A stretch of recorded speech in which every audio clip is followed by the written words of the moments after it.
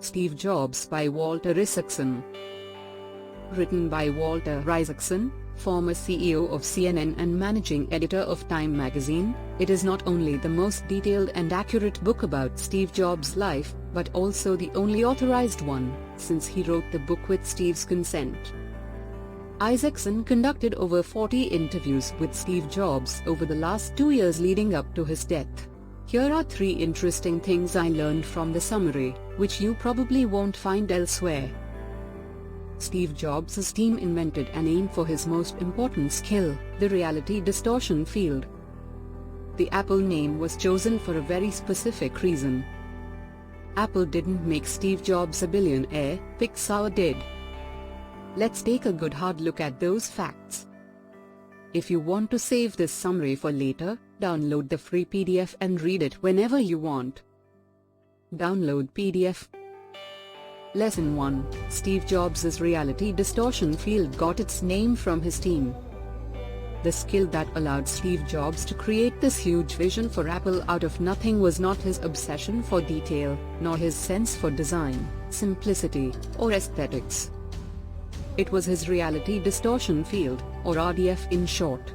The phrase was originally coined by Bud Tribble, part of Steve's Macintosh team, who borrowed the term from Star Trek. Talking about Steve's RDF became a thing, and what it meant was this. Once Steve decided that something should happen, he would bend reality to his will until it came true. This extended to everyone around him.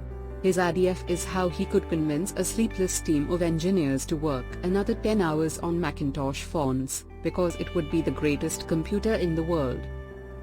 He also used it to make sure anyone who left an official Apple keynote was convinced the product they just saw was the best in its industry. By using charisma, hyperbole, marketing and persistence, Steve would pull impossible feats into the realm of the possible for himself and his audience, allowing him to create what has become the most valuable technology company in the world. Lesson 2. There is one major reason for Apple's name.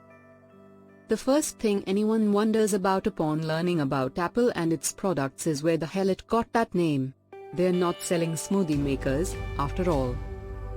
Of course, there are several reasons for the name, one being that Steve was often experimenting with fruitarian diets, and, since he really liked apples, had been on an apple farm the same day the name had to be decided for official filing to the government.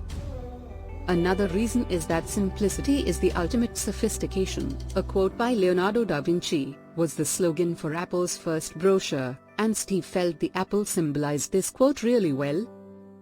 But the one major reason for Apple's name has nothing to do with personal preferences and symbolism. It's a simple, clear-cut business decision. Apple comes before Atari in the phone book. Steve had worked at Atari before, and didn't want people to see his competitor first, when looking for a computer company.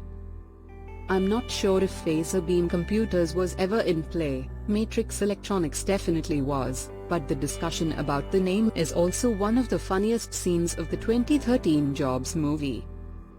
Lesson 3. Steve Jobs did not become a billionaire from Apple products, but from Pixar's IPO.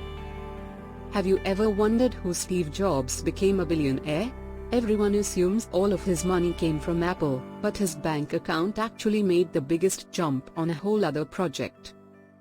After being fired from Apple in 1985, Steve really sunk his teeth into 2 projects, Next and Pixar.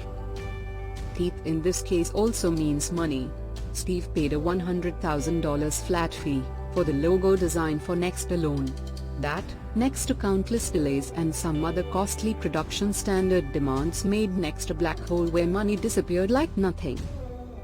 In the Pixar case, Steve purchased a majority share of the company, 80%, from George Lucas for $5 million in 1986, and invested another $5 million right into the company. By 1995, Steve's total Pixar bill had racked up to a grand total of $50 million. He often considered selling it, until a deal with Disney came through to produce and distribute Toy Story in 1995. Grossing over $350 million, the movie became the most successful movie of the entire year. This of course led to a very optimistic outlook for the company, which held its initial public offering on November 29 that year. The company's stock was priced at $22 per share, giving Steve a 20x return on his initial investment and making him a billionaire overnight. His stocks were now worth $1.2 billion. Steve Jobs Review. There are so many details and lessons to be learned from this man's life, and even though it's a long read, I can highly recommend the book. If you're interested in creating a company that outlasts a decade or even a century, making almost addicting products and becoming an awesome CEO, this book is an all-in-one package, just like the Apple II was back in the day. Like this video if you found this summary useful.